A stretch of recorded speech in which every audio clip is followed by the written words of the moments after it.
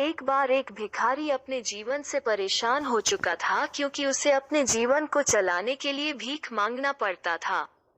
उसे हर एक चीज के लिए भीख मांगना पड़ता था। इसी बात को लेकर वो दुखी रहता और दिन भर यही सोचता कि उसके जीवन में बदलाव कैसे आएगा।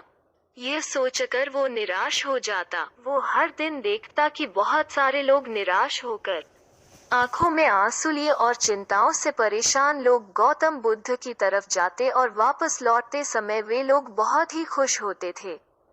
वो भिखारी यह नहीं समझ पा रहा था कि गौतम बुद्ध उनके साथ ऐसा क्या करते थे कि वे बेहद खुश हो जाते थे।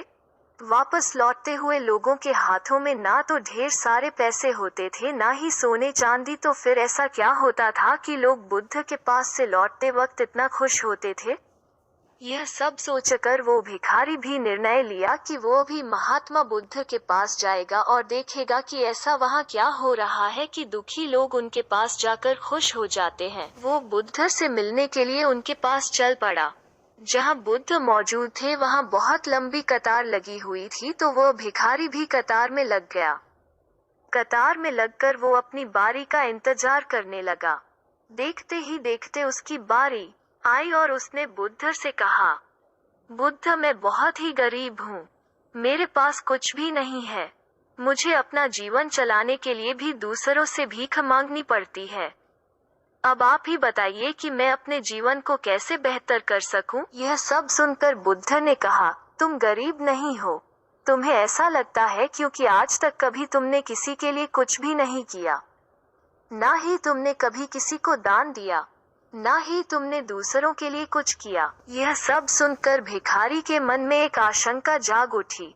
अपनी आशंका को दूर करने के लिए भिखारी ने पूछा, मैं तो एक भिखारी हूँ, मैं लोगों को दान कैसे दे सकता हूँ और कैसे लोगों की सहायता कर सकता हूँ। मुझे तो खुद अपना जीवन चलाने के लिए दूसरों से मांगना पड़ता है। यह सब सुनने के बाद गौतम बुद्ध थोड़ी देर चुप रहे और फिर उसे बोले, तुम्हारे पास हाथ है जिससे तुम लोगों की सेवा में लगा सकते हो और दूसरों का भला कर सकते हो।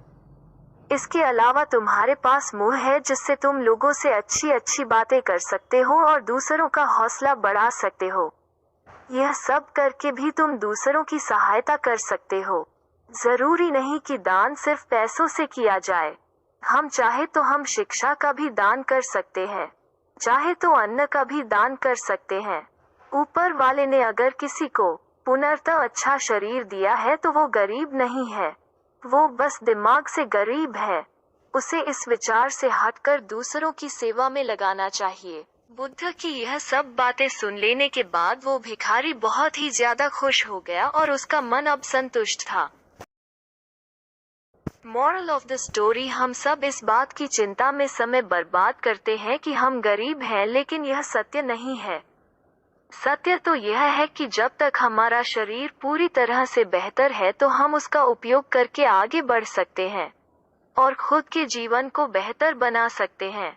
अगर कोई व्यक्ति सिर्फ अपने गरीबी पर ध्यान दे और उसे बदलने की कोशिश ना करे तो वो मूर्ख है। इसके अलावा हमें इस कहानी से यह भी सीख मिलती है कि दान सिर्फ धन का ही नहीं, शिक्षा, भोजन, अच्छे विचार आदि का भी किया जाना जरूरी है। अगर आपके पास धन नहीं है तो आप शिक्षा का दान कर सकते हैं या फिर आप दूसरों के लिए अच्छे विचारों का भी दान कर सकते हैं। इससे समाज बेहतर होता है।